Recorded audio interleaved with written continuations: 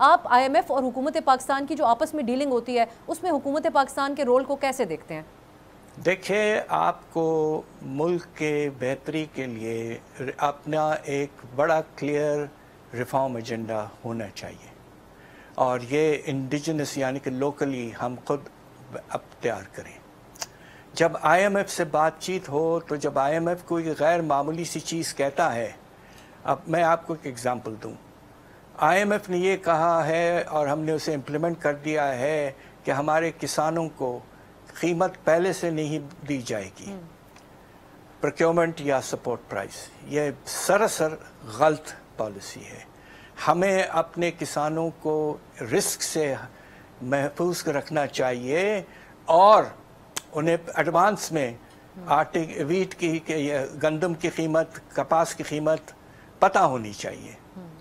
تو اس معاملے میں ہمیں ہسٹوریکل ایکسپیرینس بتانا چاہیے تھا کہ جب 90s میں جب ہم حکومت میں تھے تو اس وقت ہم یہ لے کر آئے تھے، اور آپ کو سن کے اس وقت خوشی ہونی چاہیے تھی کہ 1999 2000 تک پاکستان خود کفیل ہو چکا تھا آپ کے اس پہ ویٹ پروڈکشن میں، اور اب ہم کافی حد تک ڈیفیسٹ میں چلے گئے۔ تو اس طرح کے پالیسیز۔ دوسرا، فرٹیلائزر پہ ٹیکس لگانا تھرلی رانگ پالیسی ہے۔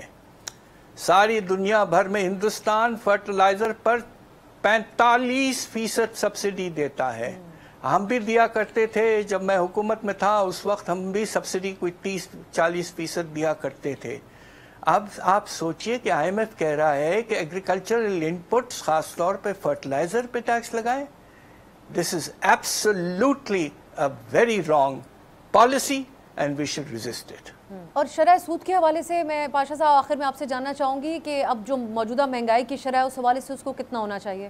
دیکھیے، پروجیکشن تو یہ ہے کہ یہ ہمارا جو اینول پلان آنے والا ہے اگلے 2-3 دن میں، اس میں حکومت میرے خیال سے افراط زر کی رفتار کو 7 سے 8% کی رینج میں رکھیں گے۔ تو اس لحاظ سے اس وقت جو ہمارا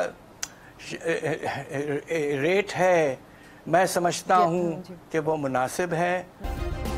سبسکرائب کریں اور بیل دبائیں تاکہ کوئی خبر رہ نہ جائے۔